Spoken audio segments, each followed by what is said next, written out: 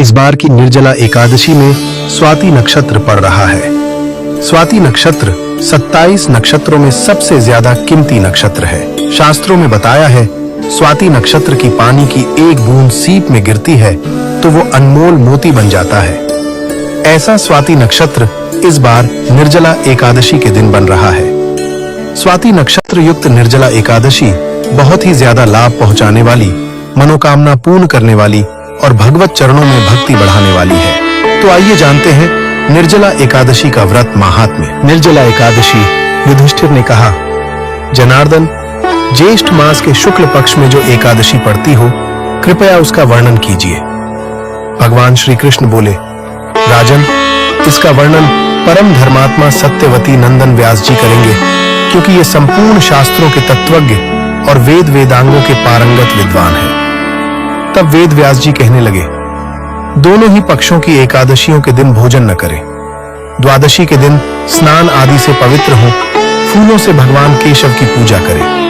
फिर नित्य कर्म समाप्त होने के पश्चात पहले ब्राह्मणों को भोजन देकर अंत में स्वयं भोजन करें। राजन, जनना शौच और मरना शौच में भी एकादशी को भोजन नहीं करना चाहिए। यह सुनकर भीमसेन बोले, परम बुद्धिमान पितामह, मेरी उत्तम बात सुनिए।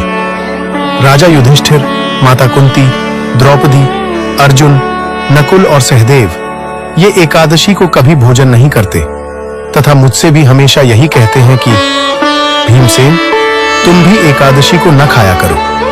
किंतु मैं उन लोगों से यही कहता हूं कि मुझसे भूख नहीं सही जाएगी। भीमसेन की बात सुनकर व्यास जी ने कहा, यदि तुम्हें स्वर्गलोक की प्राप्ति अभीष्ट है और नरक को दूषित समझते हो तो दोनों पक्षों की एकादशियों के दिन भोजन न करना। भीमसेन बोले, महाबुद्धिमान पितामह, मैं आपके सामने सच्ची बात कहता हूं। एक बार भोजन करके भी मुझसे व्रत नहीं किया जा सकता, फिर उपवास करके तो मैं रह ही कैसे सकता हूं। मेरे उदर में वृक नामक अग्नि सदा प्रज्वलित रहती है, अतः जब मैं बहुत अधिक खाता हूं तभी यह शांत होती है। इसलिए महामुने, मैं वर्ष भर में केवल एक ही उपवास कर सकता हूं, जिससे स्वर्ग की प्राप्ति सुलभ हो तथा जिसके करने से मैं कल्याण का भागी हो सकूं। ऐसा कोई एक व्रत निश्चय करके बताइए, मैं उसका यथोचित रूप से पालन करूंगा।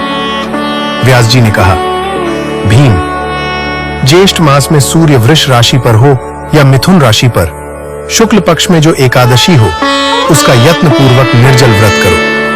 केवल कुल्ला या आचमन करने के लिए मुख में जल डाल सकते हो। उसको छोड़कर किसी प्रकार का जल विद्वान पुरुष मुख में न डाले, अन्यथा व्रत भंग हो जाता है। एकादशी को सूर्योदय से लेकर दूसरे दिन के सूर्योदय तक मनुष्य जल का त्याग करे तो यह व्रत पूर्ण होता है।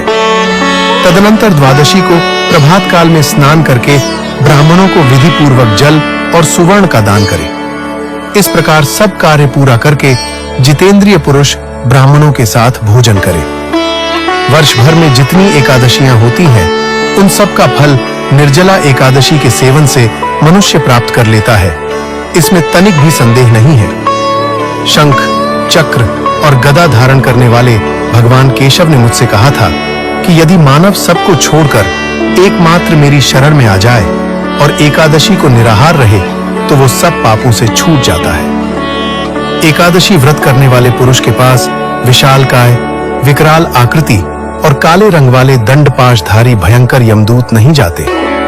अंतकाल में पीतांबरधारी, सौम्य स्वभाव वाले, हाथ में सुदर्शन धारण करने वाले और मन के समान वेगशाली विष्णुदूत आखिर इस वैष्णव पुरुष को भगवान विष्णु के धाम में ले जाते हैं। अतः निर्जला एकादशी को पूर्ण यत्न करके उपवास और श्री हरि का पूजन करो। स्त्री हो या पुरुष, यदि उसने मेरु पर्वत के बराबर भी महान पाप किया हो तो वो सब इस एकादशी व्रत के प्रभाव से भस्म हो जाता है। जो मनुष्य उस दिन जल के नियम का पालन करता है वो पुण्य का भागी होता है। उसे एक एक प्रहर में कोटि कोटि स्वर्ण मुद्रा दान करने का फल प्राप्त होता सुना गया है। मनुष्य निर्जला एकादशी के दिन स्नान, दान, जप, होम आदि जो कुछ भी करता है वो सब अक्षय होता है। यह भगवान श्री कृष्ण का कथन है। निर्जला एकादशी को विधि पूर्वक उत्तम रीति से उपवास करके मानव वैष्णव पद को प्राप्त कर लेता है। जो मनुष्य एकादशी के दिन अन्न खाता है वो पाप का भोजन करता है। इस लोक में वो चांडाल के समान है और मरने पर दुर्गति को प्राप्त होता है। जो ज्येष्ठ के शुक्ल पक्ष में एकादशी को उपवास करके दान करेंगे वे परम पद को प्राप्त होंगे। जिन्होंने एकादशी को उपवास किया है वे ब्रह्म हत्यारे, शराबी, चोर तथा गुरुद्रोही होने पर भी सब पातकों से मुक्त हो जाते हैं। कुंती नंदन, निर्जला एकादशी के दिन श्रद्धालु स्त्री पुरुषों के लिए जो विशेष दान और कर्तव्य विहित हैं उन्हें सुनो। उस दिन जल में शयन करने वाले भगवान विष्णु का पूजन और जलमयी धेनु का दान करना चाहिए अथवा प्रत्यक्ष धेनु या घृतमयी धेनु का दान उचित है। पर्याप्त दक्षिणा और भांति भांति के मिष्ठान्नों द्वारा यत्न पूर्वक ब्राह्मणों को संतुष्ट करना चाहिए। ऐसा करने से ब्राह्मण अवश्य संतुष्ट होते हैं और उनके संतुष्ट होने पर श्री हरि मोक्ष प्रदान करते हैं। जिन्होंने शम, दम और दान में प्रवृत्त हों, श्री हरि की पूजा और रात्रि में जागरण करते हुए इस निर्जला एकादशी का व्रत किया है, उन्होंने अपने साथ ही बीती हुई 100 पीढ़ियों को और आने वाली 100 पीढ़ियों को भगवान वासुदेव के परम धाम में पहुंचा दिया है। निर्जला एकादशी के दिन अन्न, वस्त्र, गौ, जल, शैया, सुंदर आसन, कमंडलू तथा छाता दान करनी चाहिए।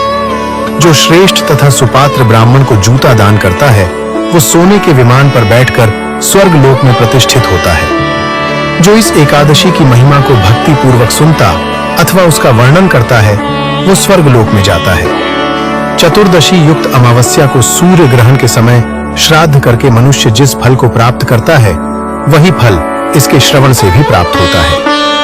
पहले दंत धावन करके ये नियम लेना चाहिए कि मैं भगवान केशव की प्रसन्नता के लिए एकादशी को निराहार रहकर आचमन के सिवा दूसरे जल का भी त्याग करूंगा। द्वादशी को देवेश्वर भगवान विष्णु का पूजन करना चाहिए। गंध, धूप, पुष्प और सुंदर वस्त्र से विधि पूर्वक पूजन करके जल के घड़े के दान का संकल्प करते हुए निम्नांकित मंत्र का उच्चारण करें। देव देव ऋषिकेश संसारार्णवतारक उद्कुंभ प्रदानेन नय माम परमाम गतिम। संसार सागर से तारने वाले हे देव देव ऋषिकेश, इस जल के घड़े का दान करने से आप मुझे परम गति की प्राप्ति कराइए। भीमसेन, ज्येष्ठ मास में शुक्ल पक्ष की जो शुभ एकादशी होती है उसका निर्जल व्रत करना चाहिए। उस दिन श्रेष्ठ ब्राह्मणों को शक्कर के साथ जल के घड़े दान करने चाहिए। ऐसा करने से मनुष्य भगवान विष्णु के समीप पहुंचकर आनंद का अनुभव करता है। तत्पश्चात द्वादशी को ब्राह्मण भोजन कराने के बाद स्वयं भोजन करे। जो इस प्रकार पूर्ण रूप से पाप नाशिनी एकादशी का व्रत करता है वो सब पापों से मुक्त हो आनंदमय पद को प्राप्त होता है।